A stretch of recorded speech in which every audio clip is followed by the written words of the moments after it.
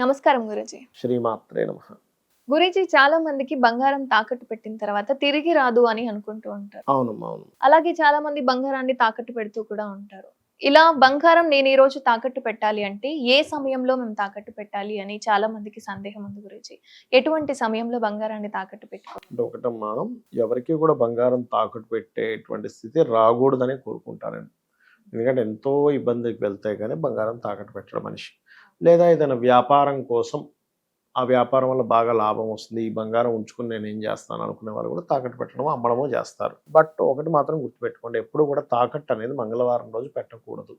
మంగళవారం రోజు మంగళవారం మారు కోరుతుంది అంటారు. అంటే మళ్ళీ మళ్ళీ మళ్ళీ మళ్ళీ తాకట్టు పెడుతూనే ఉంటాడు. చాలామంది చూడండి, ఫస్ట్ ఇవి పెట్టానండి, తర్వాత మళ్ళీ ఇంకోటి ఇంకోటి ఇంకోటి పెడుతూ ఉంటారు. ఎందుకు? మంగళవారం మారు కోరుతుంది. అందుకని మంగళవారం తాకట్టు పెట్టకూడదు, కానీ మంగళవారం బంగారం కొనాలి అని చెప్తూ ఉంటారు. సరే, ఇప్పుడు తాకట్టు పెట్టాము, అది బయటికి రావాలి. మీరు ఎంతో కొంత మంగళవారం ధనం కట్టి కొంచెం విడిపించుకోవడం స్టార్ట్ చేయాలి. అంటే ఉదాహరణకు 2 లక్షల రూపాయల నగలు పెట్టాడు బంగారాన్ని తీసుకెళ్ళి, అందులో ఏదైనా ఒక చిన్నది ఏదైనా మంగళవారం రోజు విడిపించాలి. డబ్బులు కట్టి ఒక 20,000 ఎంతో ఒక చిన్న కమ్మ ఏదో విడిపించుకున్నాడు. అప్పుడేమవుతుంది, మళ్ళీ వస్తుంది అది వెనక్కి. ఓకే, వెళ్ళినా సరే మళ్ళీ వస్తుంది. మళ్ళీ వస్తుంది. ఇంకోటి, బంగారం ఎప్పుడు కూడా చిన్న కాసైనా సరే మంగళవారం కొనడం అలవాటు చేసుకోవాలి. మంగళవారం కనుక బంగారం కొంటే మళ్ళీ మళ్ళీ కొంటుంటాం. అంటే మంగళవారం అనేటువంటిది మంగళము ఒకటి, రిపిటేషన్ అనేది జరుగుతూ ఉంటుంది. మళ్ళీ మళ్ళీ మళ్ళీ మళ్ళీ. అలాగే బంగారం తాకట్టు పెట్టడమే కాకుండా సహజంగా అప్పు కూడా తీసుకోకూడదు మంగళవారం. అప్పులు పాలైపోతాడు మనిషి. అప్పు తీర్చొచ్చు, మళ్ళీ మంగళవారం ఇప్పుడు తీర్చుకుంటూ వెళ్ళిపోతాడు. కాబట్టి మంగళవారంకున్న ప్రత్యేకత ఏమిటంటే రిపిటేషన్, మారు కోరడం ఆ వారానికి ఉన్న లక్షణం. ఒకవేళ బాగా అప్పులు పాలైపోయారు, ఓం అపర్ణాయే నమః అనే మంత్రం రెగ్యులర్గా కనుక ఆ వ్యక్తి చాంటింగ్ చేస్తున్నట్లయితే ఖచ్చితంగా అతను ఏదైతే అప్పులు బాధల్లో ఉన్నాడో అప్పులన్నీ కూడా తొలగిపోవడం జరుగుతుంది. గుర్తుపెట్టుకోండి. ఓకే, ఇది ఒకటి. రెండవది, మరి అప్పులు తీరాలంటే ఫైనాన్షియల్గా పెరగాలి కదా. ఫైనాన్షియల్గా పెరగాలి అంటే ఓం సంపత్కరీ సమారూఢ సింధుర వ్రజ సేవితాయే నమః అనే నామము, అదేవిధంగా ఓం నవవిద్రుమ బింబశ్రీ న్యక్కారి రదనచ్చదాయే నమః అనేటువంటి నామం ఎక్కువగా చేస్తూ ఉండాలి. ఈ రెండు ఎక్కువగా చేస్తుండాలి. అలాగే ఇంకొకటి ఏంటంటే అమ్మ, ఒకటి బంగారము కొనేటప్పుడు కూడా ఒకటి మంగళవారం చెప్పాను, మంచి వారాలు మంగళవారంతో పాటు ఏదైనా ఒక మంచి నక్షత్రం, ఉదాహరణ రోహిణి నక్షత్రం మంగళవారం వచ్చింది, ఇంకా బ్రహ్మాండంగా కలిసి వస్తుంది అంటే మళ్ళీ మళ్ళీ కొంటూ ఉంటారు. అదొకటి. ఇంకోటి, కొంతమంది జన్మజాతకంలో గురువు స్థానం పాడవుతుంది. అంటే గురువు నీచబడ్డము, గురువు పాడైపోతాడు. గురువు పాడైతే కూడా బంగారం నిలబడదు. అంటే వాళ్ళు కొన్నా కూడా మళ్ళీ వెంటనే పెట్టుబడులకు వెళ్ళడము. అలాగే గురువు అస్తంగత్వ దోషం అంటారు. ఇప్పుడు చూడండి, మనకి గురు మౌఢ్యమి శుక్ర మౌఢ్యం అని వినే ఉంటారు. అలా గురు మౌఢ్యమి సమయంలో కూడా బంగారం కొనకూడదు. గురువు నీచ స్థానాల్లో ఉన్నప్పుడు, గురు మౌఢ్యమి జరిగినప్పుడు, గురు పాపగ్రహాలతో ఉన్నప్పుడు, ఇంకేదో పెళ్ళి ఉంది, దట్ ఈస్ డిఫరెంట్ థింగ్. సందర్భాన్ని బట్టి. అలాంటప్పుడు కొంచెం దత్తాత్రేయ ఉపాసన చేసుకొని, లేకపోతే అనగాదేవి వ్రతం చేసుకుంటే ఆ దోషం ఉండదు. కాబట్టి ఈ జాగ్రత్తలు వహిస్తూ ఉండాలి.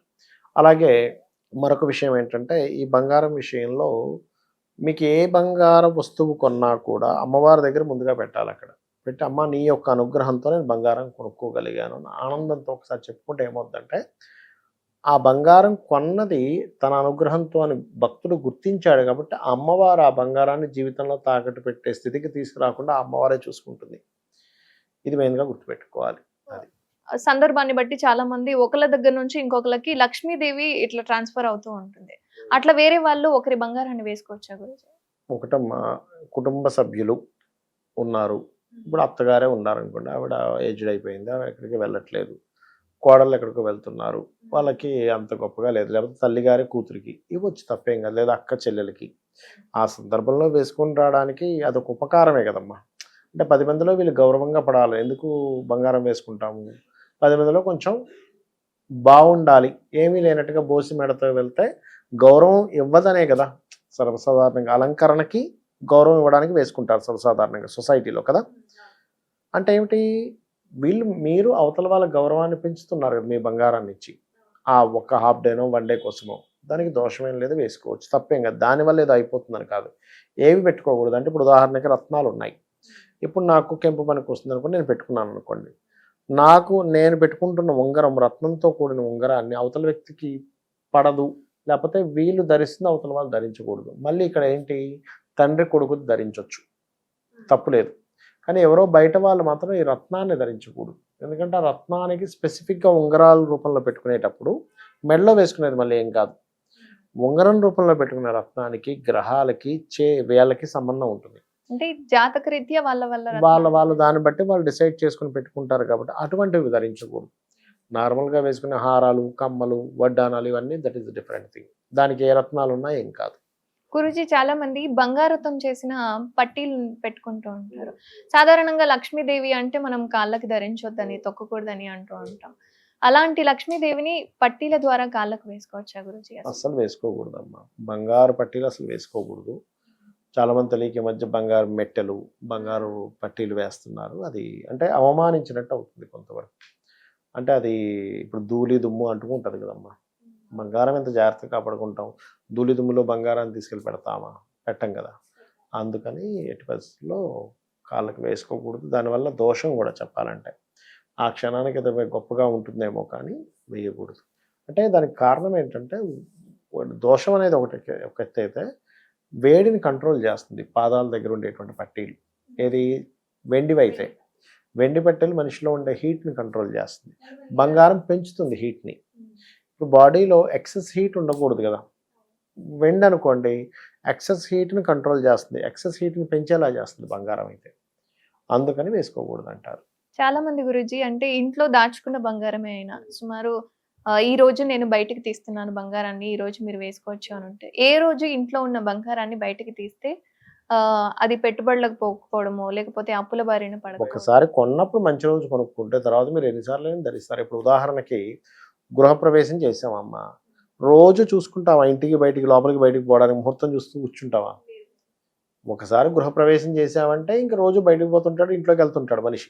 అంతేగాని ప్రతిసారి ఇవాళ ఎన్ని గంటలకు ముహూర్తం బాగుందండి బయటికి వెళ్ళడానికి అనుకుంటూ చూస్తూ కూర్చుంటాడా? చూడ్డు కదా, ఒకేసారి కదా ముహూర్తం అనేది. అలాగే ఒకసారి కొన్నప్పుడు బంగారం చూసుకున్నాం, అయిపోయింది. ఇంకా వారు ఎప్పుడు ధరిస్తాడా ఎప్పుడు పెడతాడా దట్ ఈస్ డిఫరెంట్ థింగ్. కొనేటప్పుడు మాత్రం సమయాన్ని చూసి ఒక ఆలయం నిర్మాణం చేశారు, ముహూర్తం ప్రారంభించారు, అయిపోయింది. అంతేగాని రోజు గుళ్ళోకి వెళ్ళేది వచ్చేది చూస్తామా? చూడం కదా. గృహప్రవేశమైనా ఆలయమైనా ఏదైనా ఒకసారి ఫస్ట్ టైం ముహూర్తం పెట్టుకున్నప్పుడే, మళ్ళీ ఇంకా మాటికి ధరించినప్పుడు అలా చూడరు ఎవరు కూడా. అదే విధంగా గురుజీ అక్షయ తిథి నాడు బంగారాన్ని కొంటే చాలా మంచిది అంటారు. ఎందుకు ఆ రోజునే ఎక్కువగా కొనాలి అనుకుంటారు? అక్షయ తిథి నాడు ఎక్కడ కూడా బంగారం కొనమని ఎక్కడ చెప్పలేదమ్మా. అక్షయ తిథి నాడు నువ్వు నీళ్లు దానంగా ఇవ్వమని చెప్పారు, ఆహారం దానంగా ఇవ్వమని చెప్పారు. అంటే నువ్వు ఏదైనా దానంగా చేయమని చెప్పారు, అంతేగా నువ్వు కొనుక్కోమని ఎక్కడ చెప్పలేదు, ఎక్కడ శాస్త్రంలో లేదు. అక్షయం అంటే నువ్వు ఏదైతే దానం ఇస్తావో నీకు ఇంక జన్మల వరకు అది కరిగిపోకుండా ఉంటుంది. ఒరిజినల్గా చెప్పాలంటే ఆ రోజు బంగారం కొని దానం ఇవ్వాలి, కానీ మన వాళ్ళు కొంటున్నారు, కొని దాచుకుంటున్నారు. దానం ఇస్తే మంచిది, అది కరిగిపోకుండా ఉంటుంది లైఫ్లో, ఎన్ని జన్మలకైనా మీకు లోటు ఉండదు. అందుకే నీళ్లు దానం ఇస్తారు. ఎందుకు? మనిషికి ఏదున్నా లేకపోతే నీళ్ళు లేకపోతే బతకలేడు అంత ఈజీగా కదా. అంటే గాలి అంటే ఉంటుంది ఎక్కడ పడితే అక్కడ మీకు, కానీ వాటర్ దొరకాలని రూల్ లేదు కదా. మీరు ఈ జన్మలోనే మనిషి జన్మ ఎత్తారు, వేరే జన్మలో ఇంకో జన్మ ఎత్తచ్చు. ఇప్పుడే మనం ప్లాస్టిక్ బాటిల్లో వెతుకుంటూ ఉంటున్నాం, వాటర్ని కొనుక్కుంటున్నాం. అంటే నెక్స్ట్ జన్మలో ఇంకో జన్మ ఏదైనా ఎత్తారనుకోండి, మనిషి జన్మ కాకుండా వేరే జన్మ ఎత్తితే నీళ్ళు అంత ఈజీ కాదు. ఇప్పుడు చీమ ఉంది అనుకోండి అమ్మ, చీమకి ఇప్పుడు నీళ్ళు కావాలంటే ఎక్కడ దొరుకుతాయి? మనం అంటే చాలా ఈజీగా ఒక వాటర్ బాటిల్ కొనుక్కోవడమో నీళ్ళు తాగడమో చేస్తున్నాం. కాబట్టి ఏదైతే మనం దానంగా ఇస్తామో అది మనకి అక్షయంగా ఉంటుంది. అందుకని నీటి కుండని దానంగా ఇస్తారు ఆ రోజు. సో సాధారణంగా అక్షయ తిథి నాడు బంగారం కొనాలి అన్నది మాత్రం ఎటువంటి కొనాలి అని లేదు, కొనకూడదని ఏం లేదు, మీ ఇష్టం అది. కొన్నంత మాత్రాన అద్భుతంగా ఏదో కలిసి వస్తుందని కాదు, కొననంత మాత్రాన దరిద్రం అనుభవిస్తామని కాదు. అది మీ పర్సనల్. ఆ రోజు మంచి రోజు, అక్షయ తిథియే మంచిది, ఈ రోజు మంచి రోజు కదా అని కొంటున్నాం. అంతేగాని కంపల్సరీ కొనాల్సిందే, ఎంతో కొంత కొంటే వైభవం అద్భుతంగా కలిసి వచ్చేస్తుంది, లేకపోతే కొనకపోతే దరిద్రంలో అయిపోతామని ఏమీ లేదు అంటున్నాను నేను. మంచి రోజు కొంటున్నాం అంతే. ఇప్పుడు ఎట్లా అంటాం, ఇప్పుడు ఇవాళ పౌర్ణమి కాబట్టి మీరు లలిత అమ్మవారికి సంబంధించిన స్తోత్రం చదువుకుంటే మంచిది.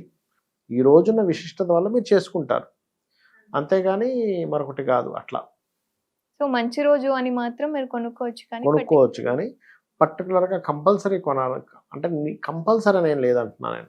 ఇప్పుడు కోవిడ్ అయిపోయింది, ఇప్పుడు మీరు మాస్క్ పెట్టుకుని ఎవరో అడగరు, కానీ కోవిడ్ ఉన్నప్పుడు మాస్క్ కంపల్సరీ అన్నారు. అట్లా అనమాట. కంపల్సరీ అని ఏం కాదు కానీ. కంపల్సరీ అని ఏమీ లేదు. ధన్యవాదాలు. శ్రీమాత్రే నమః.